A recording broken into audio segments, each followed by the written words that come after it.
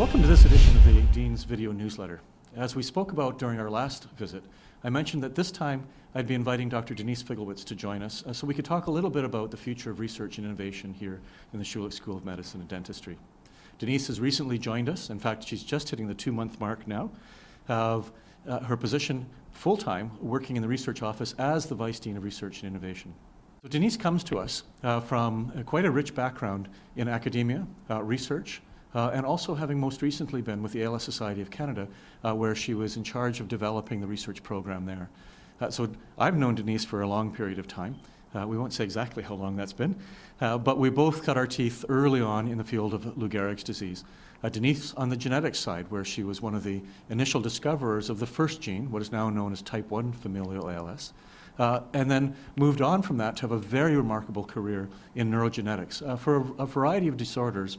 But if you distilled them down, you'd be looking at disorders that affect the motor system for that. She's had a career which has taken her from Montreal through to Detroit and then ultimately to Toronto, where she served for the last 5 years with the ALS Society of Canada.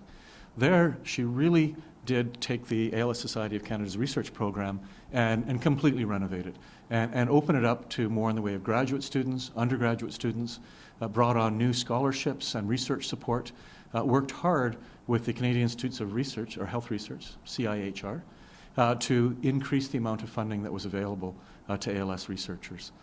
Through a rather competitive selection process to fill this position, Denise has kindly come to join us. And so today we're going to talk a little bit about her career, a little bit about what she sees as is happening in the Schulich School, and perhaps some of her plans for the future. Well, let's kind of work our way through a few questions here, just kind of get a bit of a sketch.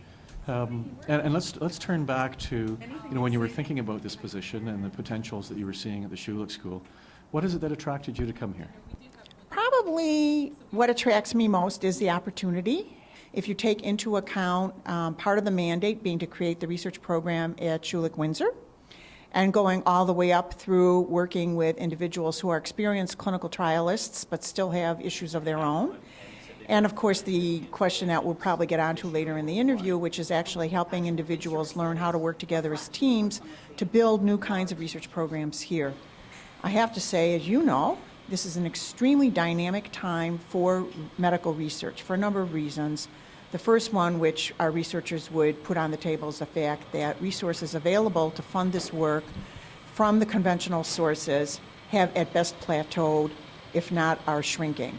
I expect that we're going to be finding ways to help move all of those forward, and none of them are going to look the same. Probably one thing that's going to be in common among many of these is finding the funding opportunities for people. And again, where we look for funding opportunities is going to have to be a pretty wide net. We're going to have to stay on our toes to keep abreast of new opportunities because that picture is changing so quickly. It's incredible.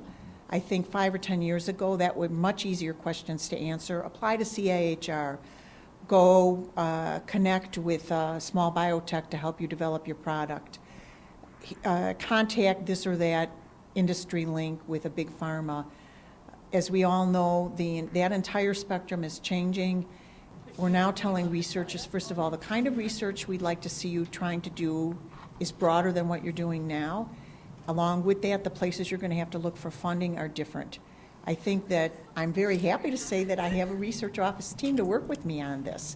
And the research office team bring a variety in their background of expertise, so they know things that I don't know. But I think as a team together, we're really going to be able to provide a lot of interesting ideas about opportunities for funding to the researchers. So I think that this is both the opportunity and the challenge, is to never expect that the researcher I talk to after you is going to need the solution that I would offer for you. And you're quite right. You and I have been around long enough doing this, that we were here through the 90s. And the early to mid-90s was an extremely difficult time. Research grants were 1 year in duration from peer-reviewed funding, so you're basically getting a grant and then moving on to write your next one even before you'd done the experiments.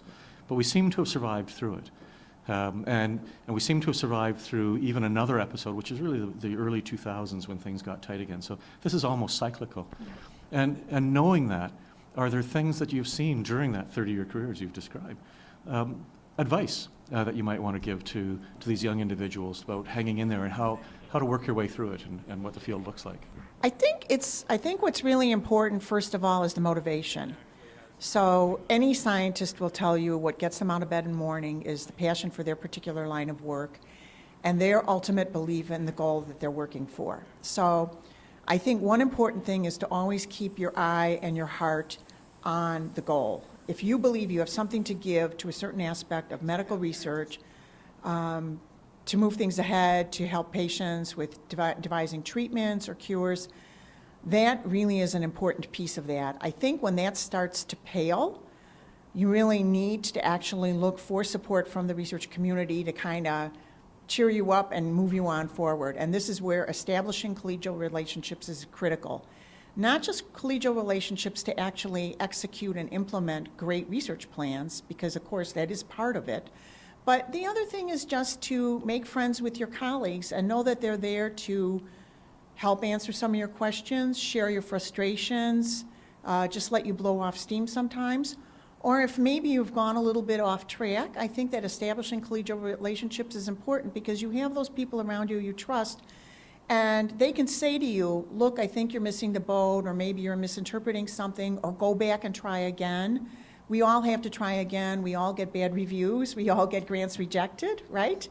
And I think there's probably none of us in the community that really survive long term without our circle of colleagues and also mentors who can give us good advice. So your views, your thoughts, your experience are wonderful to have heard, and I'm hoping everybody would have the same opinion when we're all said and done. Seeing our strategic plan materialize will be one of my highlights of my career. So thank you very much for doing this. We look forward to talking to you again, maybe in a couple of years, and see how things have changed and how it's gone. So welcome aboard, and we look forward to working for you. Thank you very much. So we're about to head into the summer break. Before we do that, I do want to offer my congratulations to the medical school students who just graduated. We let loose an entire new flock, and they'll be all heading out into the residency programs, so watch for them at a center near you. We will also be welcoming shortly a whole new crop of dentists graduating, and shortly after that our undergraduate and BMSc students. So congratulations to all of you. This has been a real long journey for many of you. I'm hoping it's been exciting, and I hope as our newest alumni that you come back and visit us on a regular basis. So with that, we'll see you again in the near future, and have a very good summer.